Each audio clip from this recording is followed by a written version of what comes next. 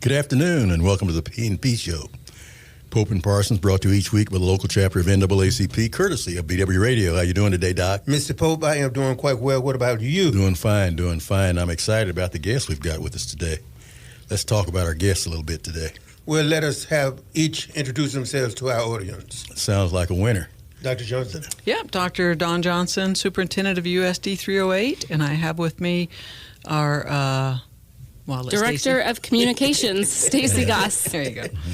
Stacy, glad to see you. Thanks for having us. Welcome to the program. Yeah, thanks, guys. Thanks for having us. I'm going to ask a question, and I should know the answer, but I know you guys do. Within the city of Hutchinson, how do they set up boundaries in terms of students attending, let's say, Hutch Public School versus Beulah School versus Nickerson versus South Hutchinson? Am I making sense? Absolutely. So, Stacy, correct me if I'm wrong, but my experience in the 40 years in education is in the 1960s, they consolidated schools and they gave boards of education at that time the opportunity to say, what do you want your boundary to be? And so there are some districts that will go around a road and come back in, and we've got some of that, a little bit of weirdness. And it was really about where were kids at that time going. Mm-hmm. And so they said, well, those kids that live in that house are going here or they're going there. And so they drew around those. And so at the time, from what I understand for Hutchinson Public Schools, is the leaders at that time said, we don't want to have to pay for busing.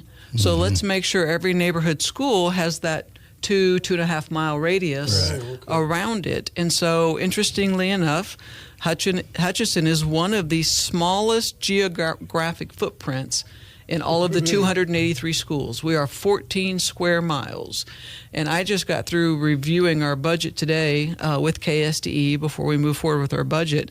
And he even said on there, you guys are so unique, you're such a large district, and you're one of the smallest footprints. And so back in that time, they just made the boundaries in USD 308 very small and allowed Nickerson and Beulah to, kind of then end up having some of their own boundaries in the Hutchinson city limit. How does it affect some of the funding in terms of students when you have those overlapping boundaries?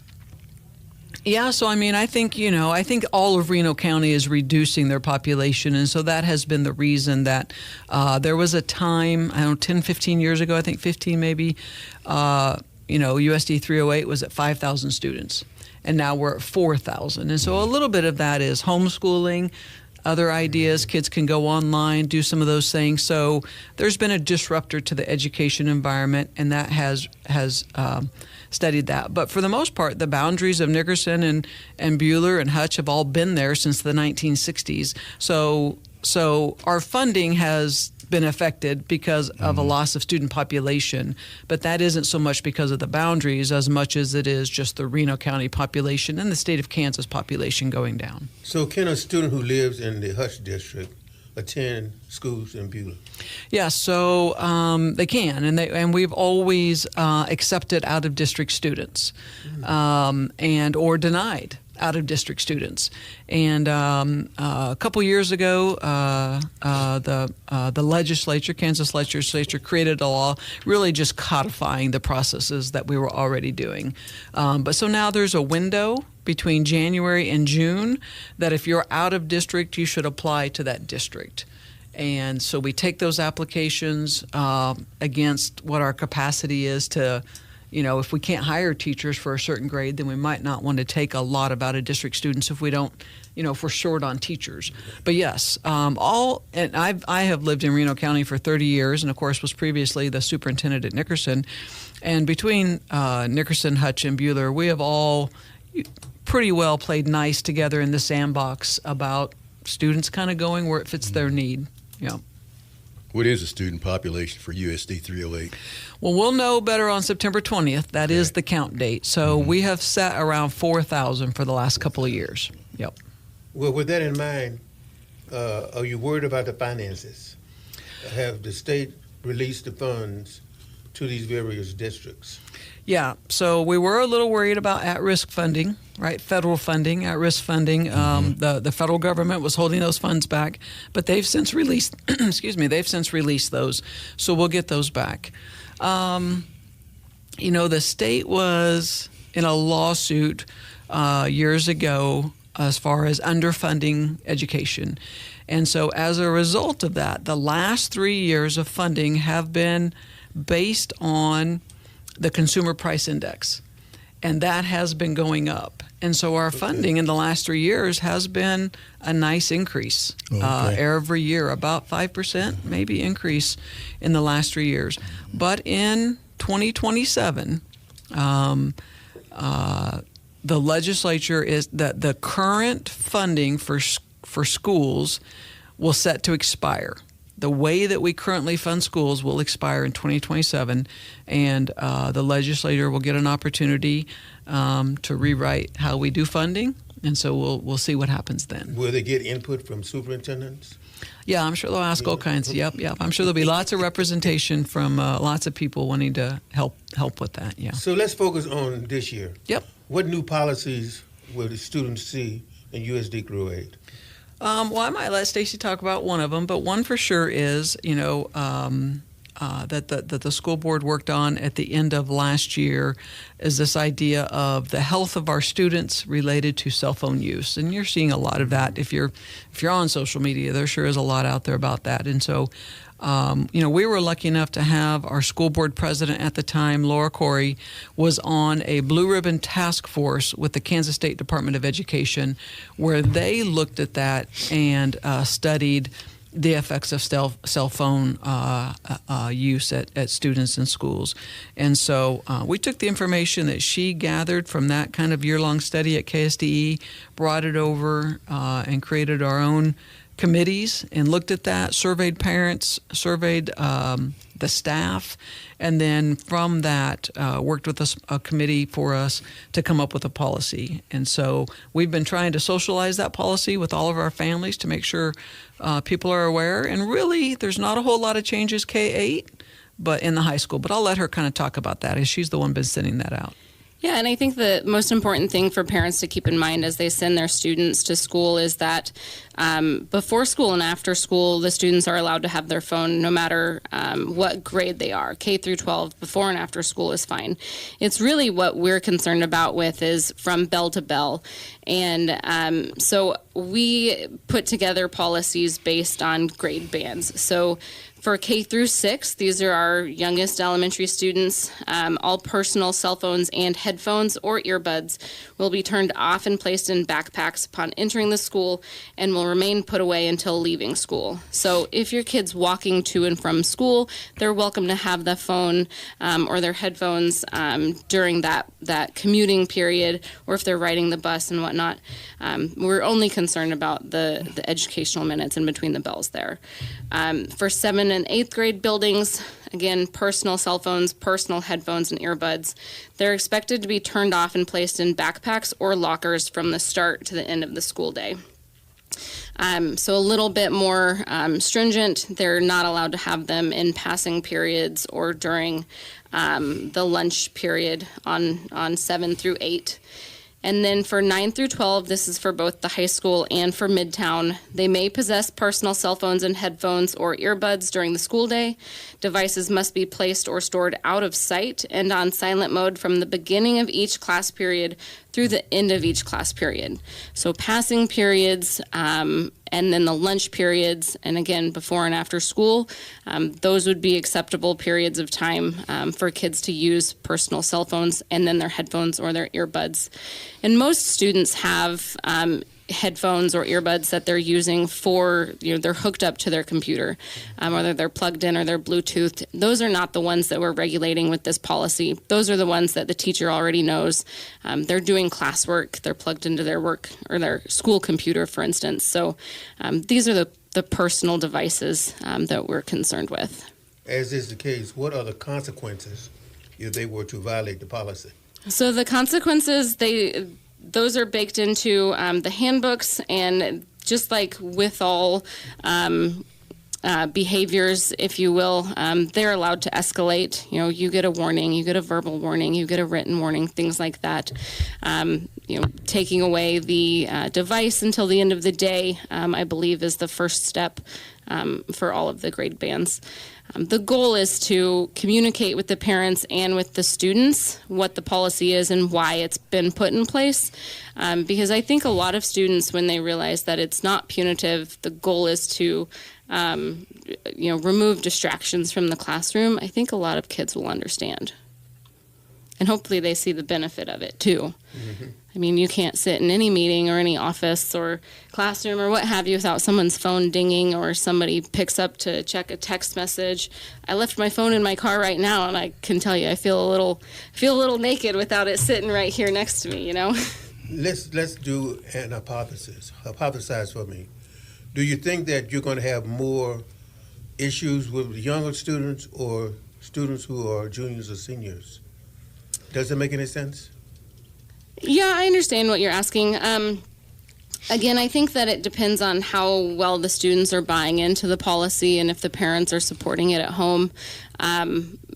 Could you potentially have a fake cell phone and, you know, keep it in your book bag and keep one, you know, show your teacher, look, I put it away, or who knows? Kids will come up with all sorts of things to skirt the rules if they can or if they want to. But we really want the students and the parents to understand the reasoning behind this, and hopefully that buy-in helps us avoid any of those behaviors. Yeah, and I'll add in there. So again, I think for K-8, they were already doing what we're doing. So the policies in the elementary and in the middle schools were pretty much the same. Okay. At the middle school, for the most part, we're asking them to be put in a locker. At the high school, they can keep them in their pocket. They just have to be turned off and put away. And there were a number of teachers or classrooms that already asked for students to put their devices up.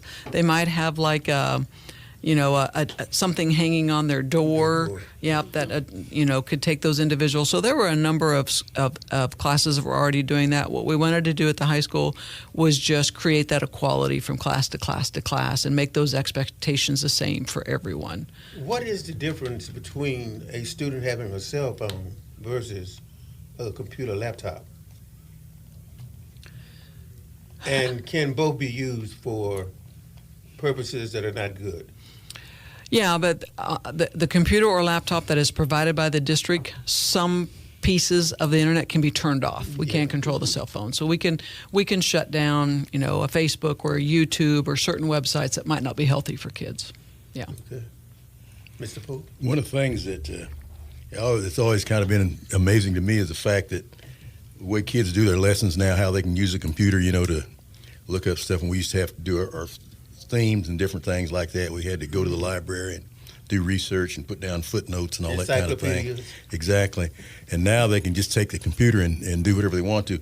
Is this AI stuff they're talking about? Is that going to have any effect on the way they do their lessons and how things are done in school? Yeah, I mean, I think AI, we'll all adapt as our society gets more technologically advanced for sure.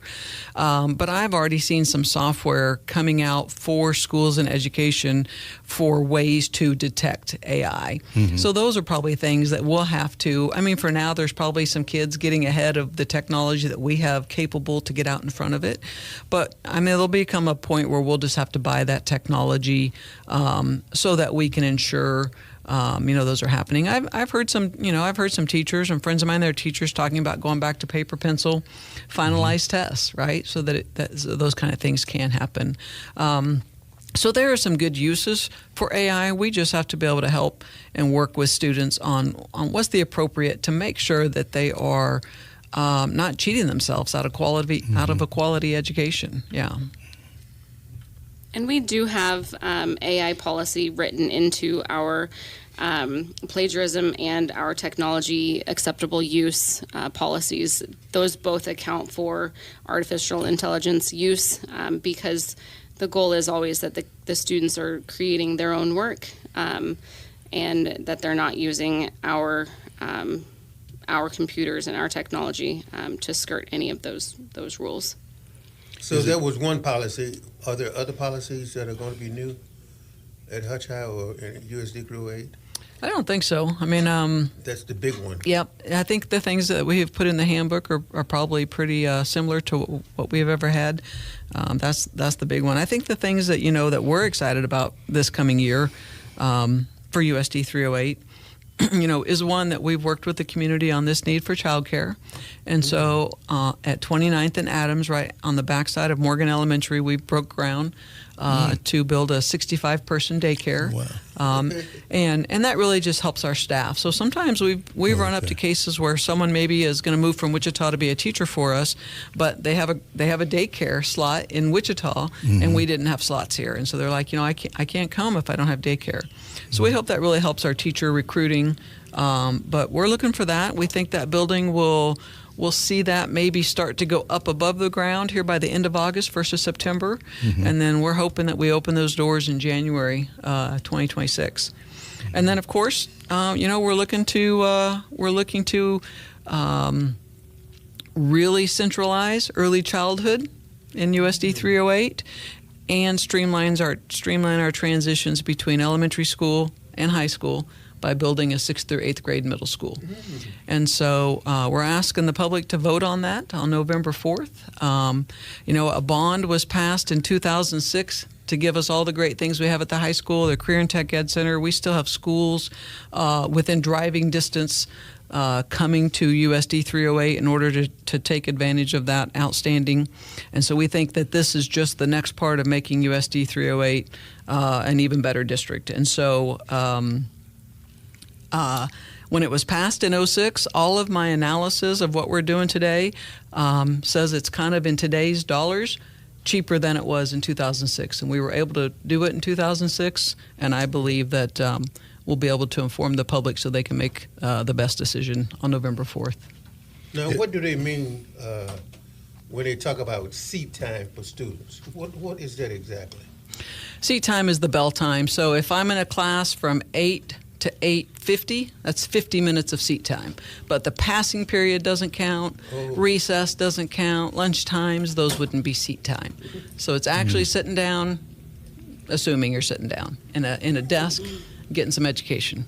And so at the end of the school year, how much time will be equated with seat time? We have to have 1,116 hours. Yeah. Do they follow that, track that? Oh yeah. I think we're going through an audit right now to audit that time. And so the way to track it is take attendance. Is that right? Yeah, we take attendance. Yeah, we have all kinds of data to help us track a whole lot of stuff in education today. I got a question.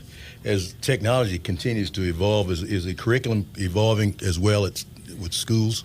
Yes. Yeah, I think the way we access curriculum is evolving because, science is still science and math is still math and learning to read. I think learning to read is probably the piece that's probably advancing sometimes the most about the science of the brain and how we learn to read and how we chunk information and do it in the right sequence so it makes sense.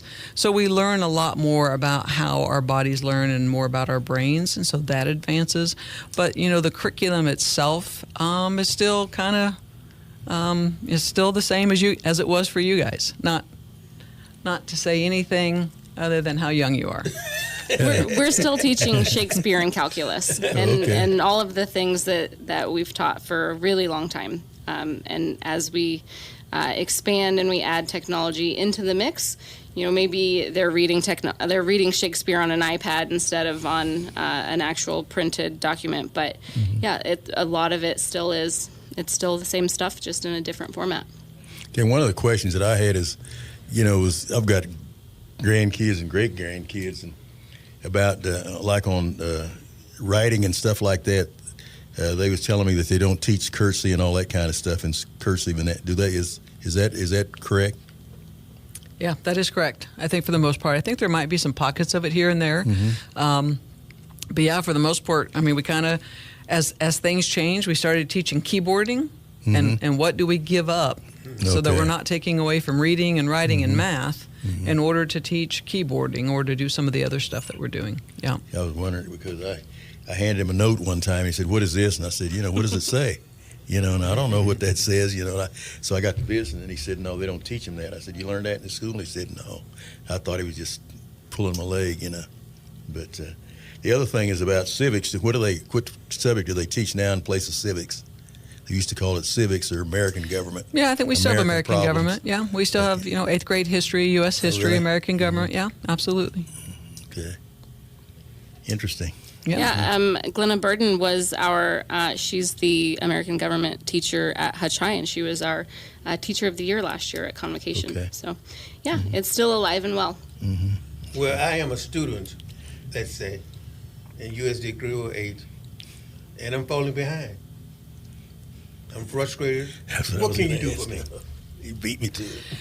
I'm going to tell you, we have a lot of resources. We've hired some new teachers. We have a new principal at Ferris this year, and I was just meeting with her, and she kind of came from a smaller school, and I said, what surprises you? How are you feeling about coming in, and what surprises you? And she says, that just the number of resources you have, and so I even think, Lance Patterson is our school board president this year, and he's going to speak a little bit at Convocation, and part of his message is how much teachers help students in USD 308, and so, we have a copious amount of paraeducators that are there to help students. We have a very strong and caring special education department with all the resources that they need to help students. I went down to enrollment at Allen Elementary just to check on enrollment day, how it was going. And, the principal there said, we have some devices that I can wear on my ear and you can wear on your ear so that if you're not English speaking, it will translate. We can have a conversation and it will immediately translate and we can make sure you get enrolled. And so we have the resources to help our students. If someone is struggling, we just have to know about it. And we'll put together everything we can to make sure all of our students succeed.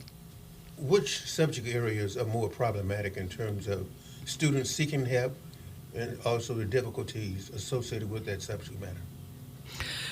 I don't know if I can say that this is the case in USD 308 because I don't know that I've asked that, but just across the landscape, I think sometimes mathematics is an area that is where we want to get.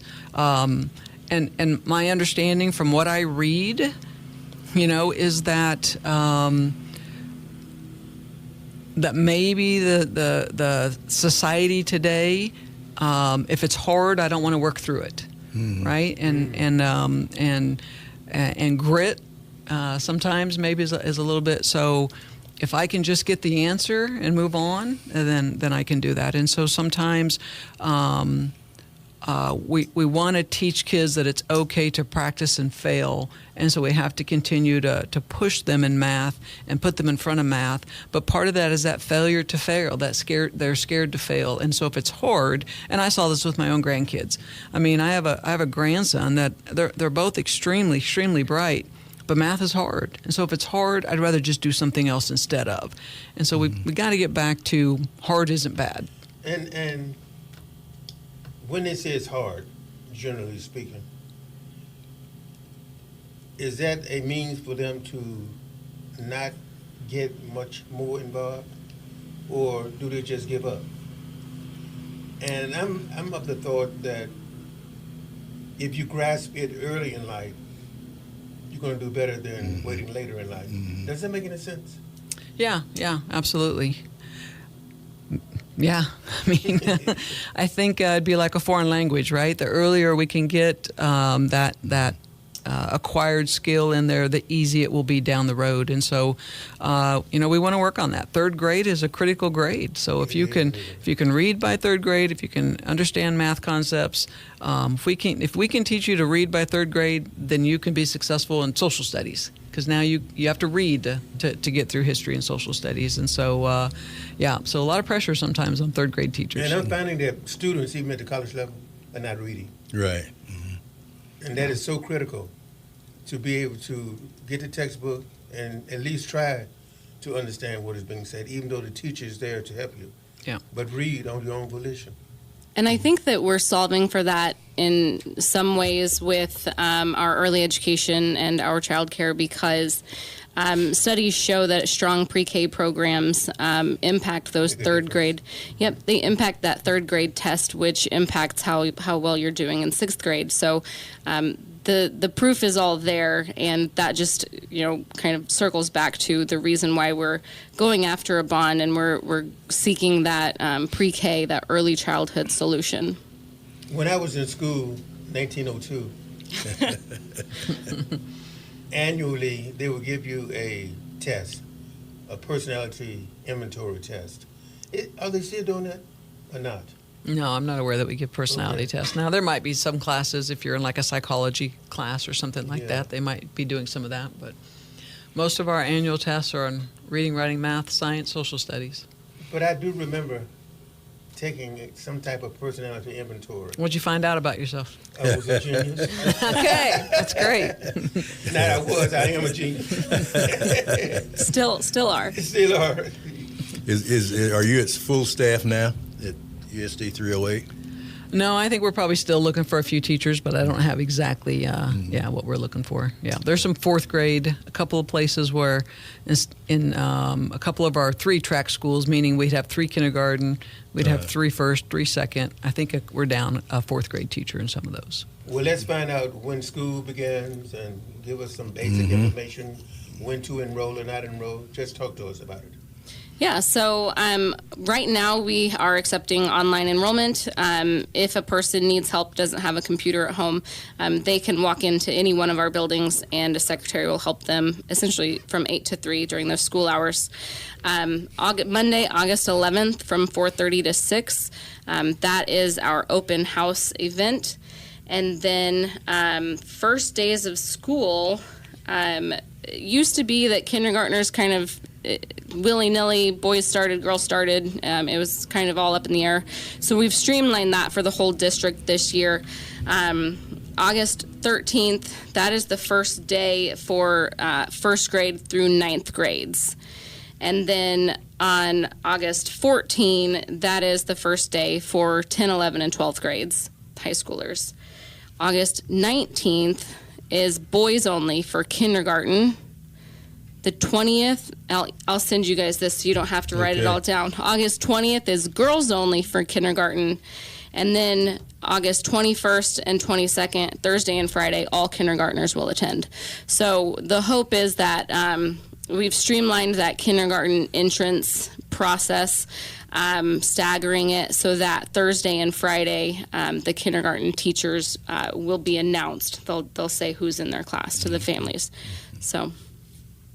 Interesting. Yeah. Okay, Mr. Poe, let's end the program today. Well, ladies, we thank you for taking time out to visit with you. Thank you. We know this is your busy time of year, and it looks like that you got a lot on your plate, but thanks for giving us that information, and we bid you success on the new school year. Yeah, thank you. It's always a pleasure.